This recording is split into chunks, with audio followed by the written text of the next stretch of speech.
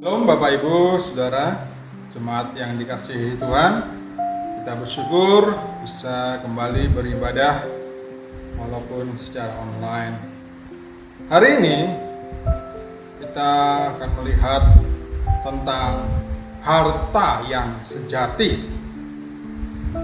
Banyak orang masih beranggapan harta yang sejati adalah ketika masih tinggal di bumi.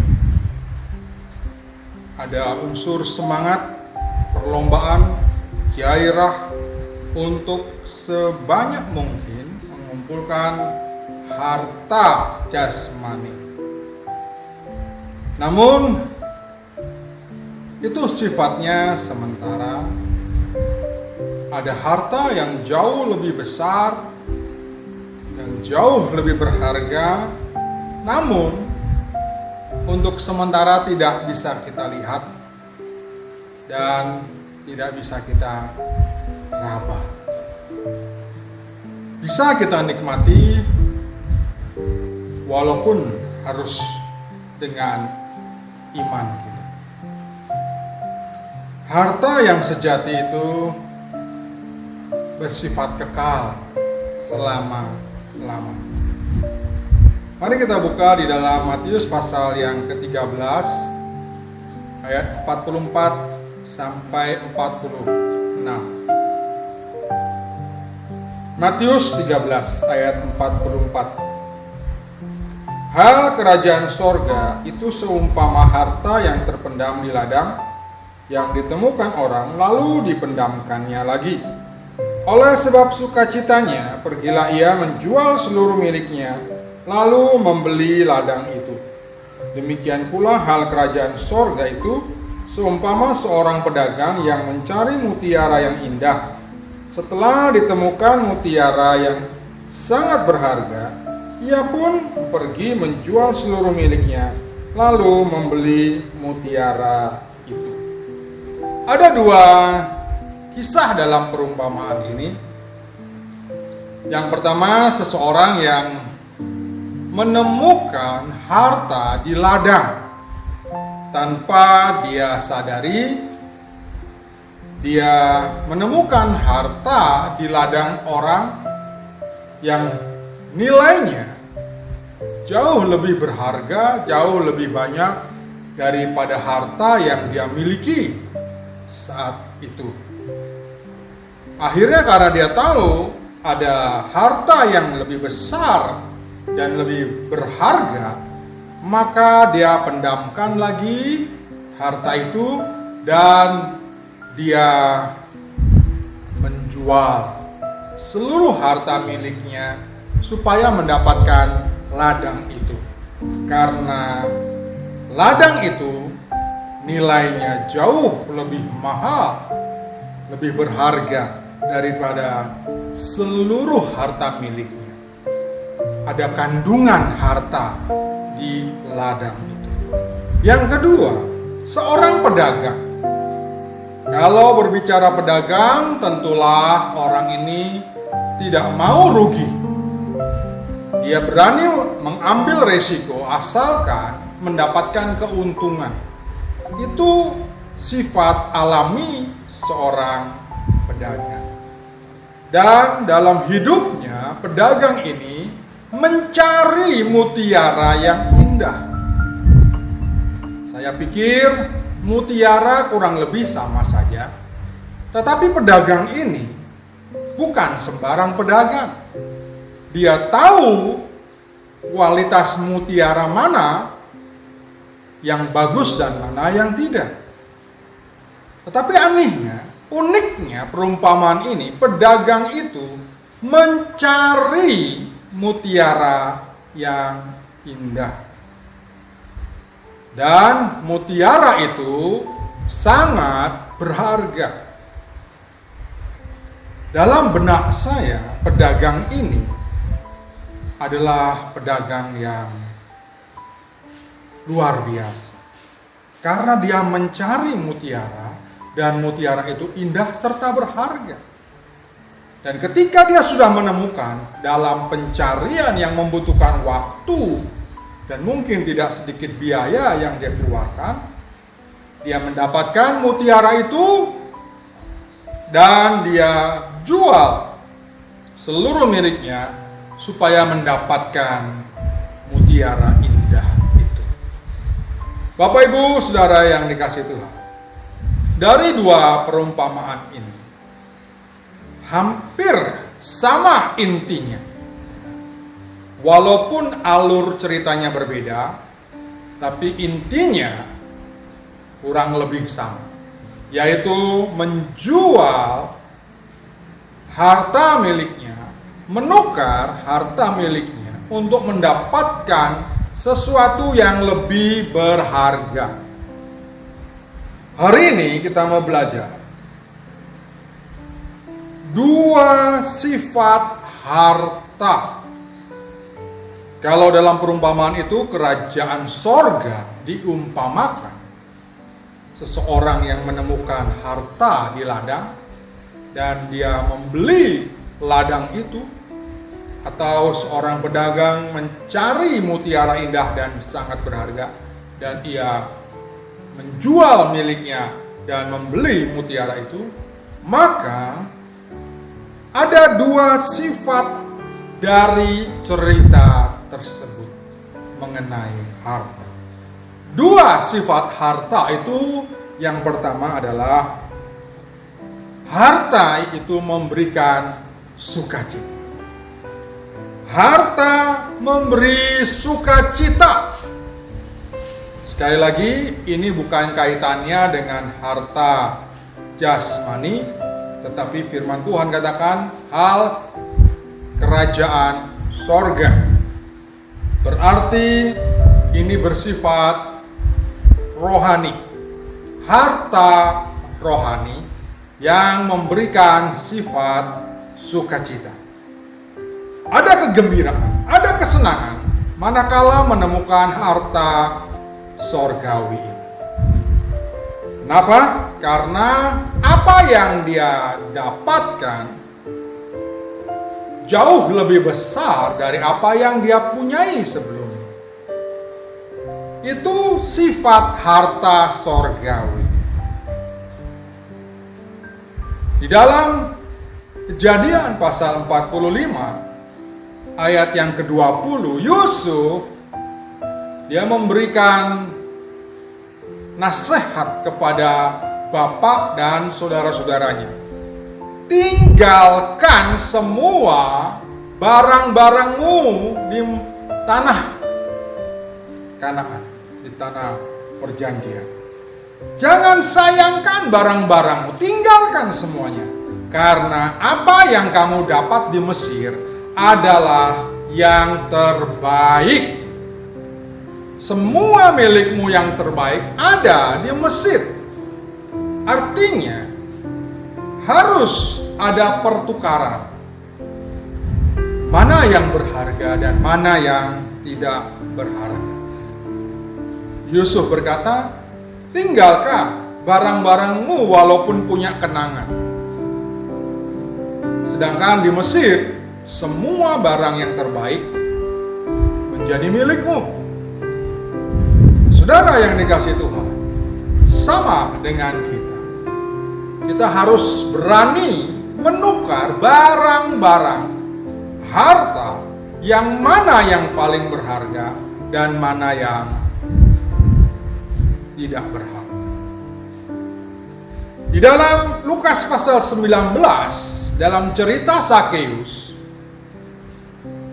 diceritakan Sakeus seorang kepala pemungut cukai dan seorang yang kaya. Saya ingin membacakan buat kita semua dalam Lukas pasal 19 ayat yang pertama sampai dengan yang ke-6.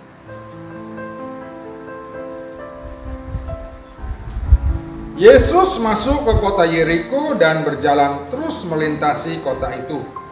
Di situ ada seorang bernama Sakeus, kepala pemungut cukai, dan ia seorang yang kaya. Ia berusaha untuk melihat orang apakah Yesus itu, Tetapi ia tidak berhasil karena orang banyak, sebab badannya pendek. Maka berlarilah ia mendahului orang banyak, lalu memanjat pohon ara untuk melihat Yesus yang akan melewat di situ. Ketika Yesus sampai ke tempat itu, ia melihat ke atas dan berkata, "Sakeus, segeralah turun, sebab hari ini aku harus menumpang di rumahmu." Lalu Sakeus segera turun dan menerima Yesus dengan sukacita. Bapak Ibu Saudara yang dikasihi Tuhan, luar biasa ayat ini. Mungkin seringkali kita dengar cerita lewat sekolah minggu, lewat khotbah, tetapi dalam hari ini, pada hari ini kita melihat Sakeus seorang kepala pemungut cukai dan seorang yang kaya. Dia ingin melihat Yesus, ingin bertemu, berkenalan dengan Yesus, dan ketika Yesus melihat dan berkenalan dengan dirinya, ayat yang ke-6 berkata, Sakeus sangat bersukacita dan menerima Yesus di rumahnya. Apa yang kita pelajari dari ayat ini, Bapak Ibu Saudara? Ayat ini mengisahkan betapa pencarian Sakeus, kerinduan hatinya yang paling dalam. Dia seorang kepala pemungut cukai dan seorang yang kaya, rupanya tidak membuat dia sukacita. Jabatannya, kekayaannya tidak membuat Sakeus bahagia dan sukacita. Perjumpaannya dengan Yesus itu adalah harta yang paling berharga dalam hidup Sakeus. Sehingga pada akhirnya kita membaca peristiwa Sakeus ditutup dengan ucapan, "Tuhan, setengah dari hartaku akan aku berikan. Dan kalau ada orang yang aku peras, aku akan kembalikan 4 kali lipat." Artinya Bapak Ibu Saudara yang kasih Tuhan, jabatan Sakeus, kekayaan Sakeus tidak ada apa-apanya dibanding sukacitanya berjumpa dengan Yesus. Bagi Sakeus, Yesus adalah harta abadi dalam hidupnya. Oleh karena itu Bapak Ibu yang dikasihi Tuhan, kita melihat bahwa harus ada pertukaran. Orang yang menganggap jabatan dan kekayaan adalah harta satu-satunya, tapi Sakeus melepaskan semua. Di dalam Ibrani pasal 11 ayat 26 dikatakan di sana, Musa bersukacita ikut mengambil bagian dalam penderitaan dan penghinaan karena nama Kristus. Mengapa? Karena baginya penghinaan akan nama Kristus nilainya jauh melebihi semua harta Mesir. Dapatkah kita bayangkan Bapak Ibu Saudara, Mesir yang saat itu adalah negara atau kerajaan yang paling maju, dengan kebudayaan yang sangat tinggi, dengan kekayaan yang luar biasa, tapi di mata Musa tidak sebanding ketika dia mengambil bagian menderita bagi Tuhan Yesus Kristus. Dia menganggap semua penghinaan karena Kristus adalah sebuah kekayaan yang jauh lebih besar daripada semua harta Mesir. Inilah yang menjadi fokus Musa sebagai upah dalam panggilan Allah bagi hidup. Dia bangga menderita bagi Kristus. Inilah harta yang abadi. Yang kedua, Bapak Ibu Saudara yang dikasihi Tuhan, harta yang sejati adalah memiliki nilai yang sangat berharga. Di dalam ayat 45 dan 46, pedagang itu mencari mutiara yang indah dan sangat berharga. Mencari membutuhkan waktu, mencari membutuhkan energi, mencari juga membutuhkan tenaga. Dan semuanya dilakukan oleh pedagang ini untuk mencari satu hal, yaitu mutiara yang sangat indah. Dibandingkan dengan pedagang ini, Bapak Ibu Saudara, sejatinya apa yang kita hidup dalam dunia ini? Apa yang kita cari? Apa yang lebih berharga dalam hidup kita sekarang ini? Renungkanlah baik-baik. Kalau pedagang ini, dia mencari mutiara yang indah dan berharga, dan dia menjual seluruh miliknya untuk mendapatkan mutiara yang indah dan berharga. Apa yang menjadi harta kita yang paling indah dan berharga? Saya mengambil perbandingan di dalam Mazmur 73 ayat ke-25 dan 26.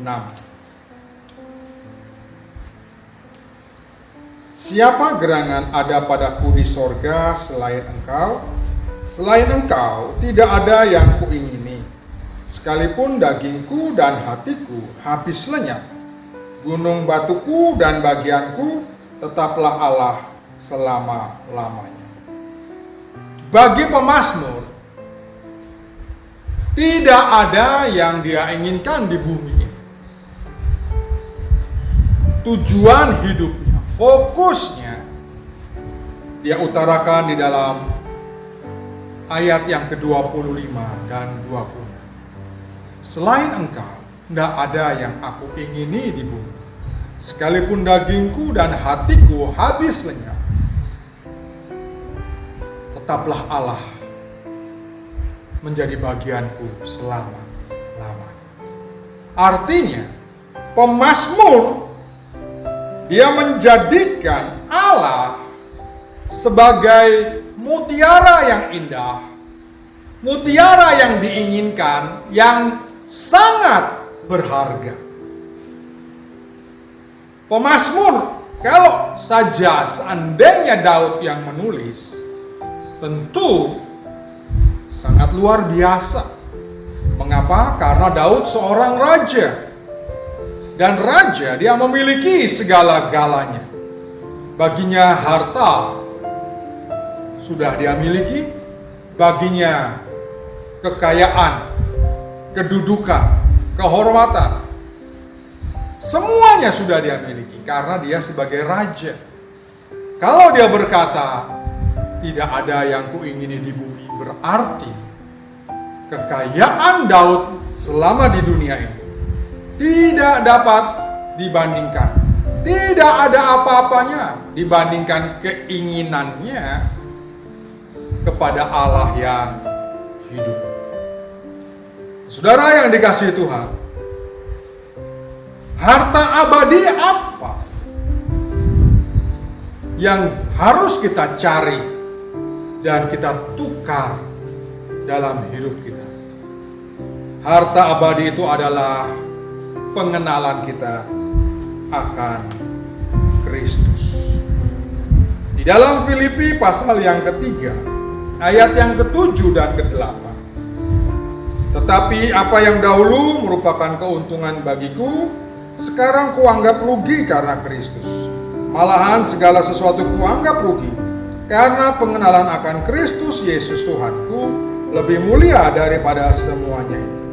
Oleh karena dialah aku telah melepaskan semuanya itu dan menganggapnya sampah, supaya aku memperoleh Kristus.